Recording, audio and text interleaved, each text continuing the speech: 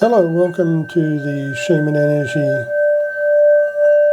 card readings for January 2025, and just clearing the energetic air for this month of new readings.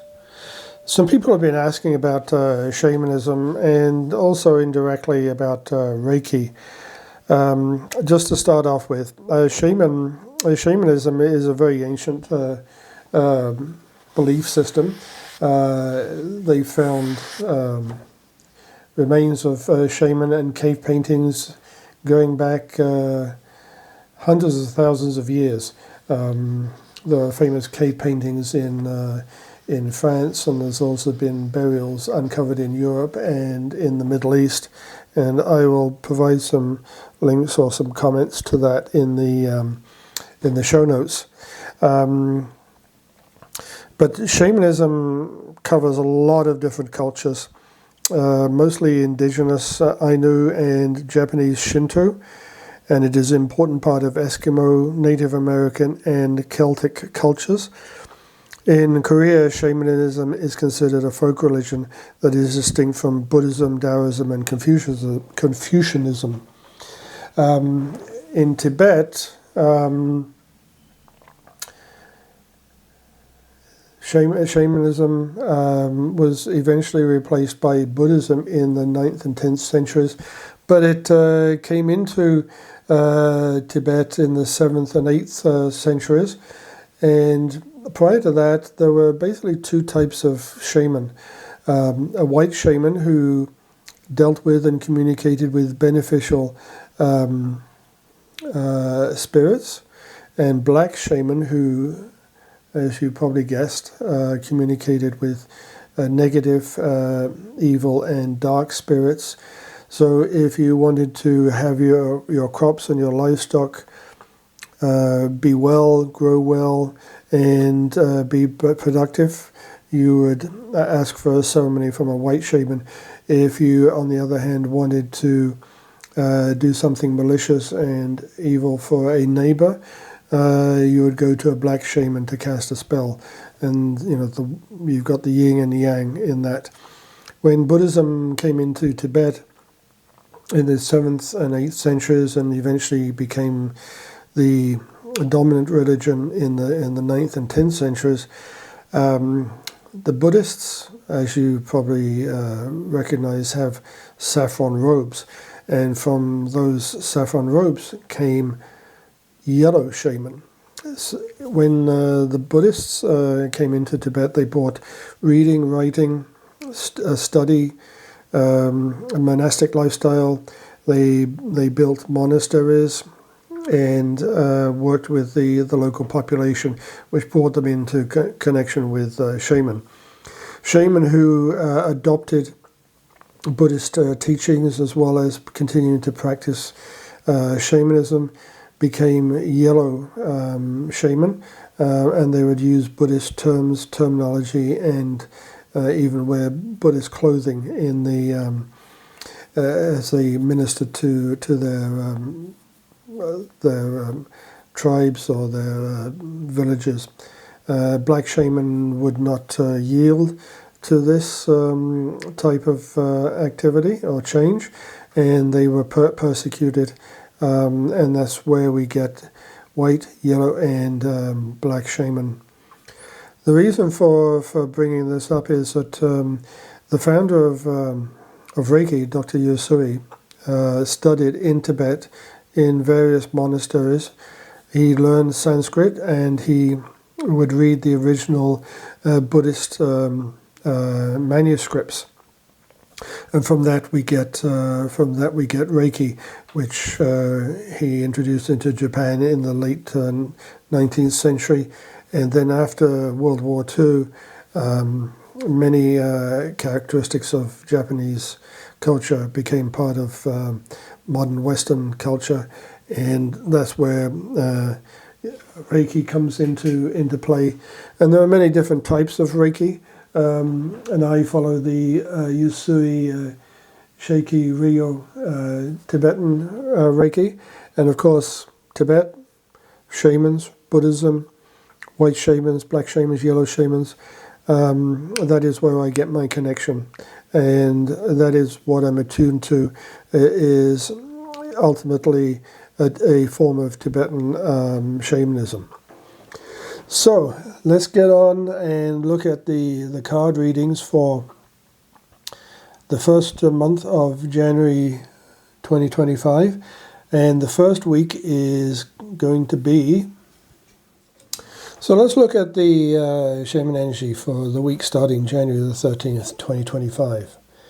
And I have shuffled the cards. I'm going to take the top card, because this is for the coming week. And this is Mindful Groupthink, card number 40. And a beautiful, vibrant card. What we've got here are some traditional shaman energies. looking at this green tree with the big trunk, and it's reaching down into water. That's the tree of life, Yggdrasil in ancient terms. You've got a clock. You've got an angel with beautiful rays of light coming out of it. In the tree of life, you have a sun, a beautiful orb. Here you have a beautiful flower. This is flowers, a sign of spring, of life to come. Shamans at the winter solstice, post the winter solstice celebrations, they'd be looking to the future for good crops, good animal husbandry, babies being conceived and to be born during the summer, when usually there is plenty of water and food available to feed the growing family. In here you have, to me, that is abundance in terms of food, crops, a field, and more beautiful golden rays coming down here, not from an office building, although it looks a bit like it, but from essential candles, burning incense, burning to shine light. And finally we've got water, lots of plenty, and more growing things around this part of the card. Groupthink is you, it is your family, it is the people around you. People around you that give you good vibrations, healthy vibrations, vibrations that are positive and help you grow. They're not negative, they're not stressful. And in the center here we have food growing. It's a very abundant card, and your mind and your intention for the year ahead is going to be very positive. It needs to be very positive. It should be very positive.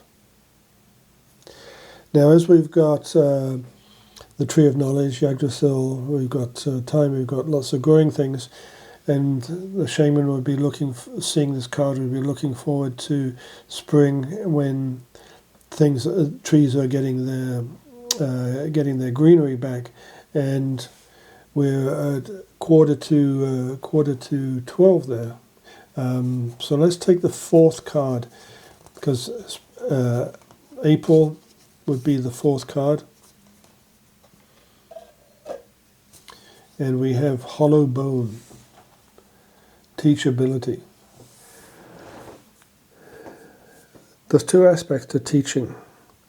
There's the person teaching, actually instructing, and there is the person who is receiving and learning. And both of those are represented here. The shaman would recognize the skull as being the thing that's under the skin, under the face, behind the face, that is actually holding the brain and which is holding knowledge.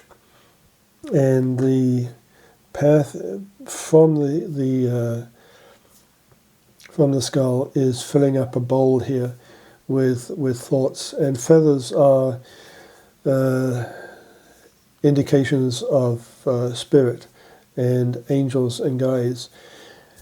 The white shaman would see positive spirits around them in terms of the animals and growing things and weather and nature, and people that they administered to would be looking at those same things, but from the point of view of food, resources for the community, for the family to grow, especially as we've got groupthink here, which is indicative of the tribal mental thoughts and power. There's a lot of power in this card, and for the week starting the 13th, that is the message for you. Lots of good things coming in the future, looking forward positively to the future, and here is being able to teach and move those thoughts forward into your life, and where necessary, teach others, and to receive teachings from people who are able to give you help and assistance. Another very nice positive card for the start of the year. So that's a great card reading for the day. Have a great day. Take care. Bye for now.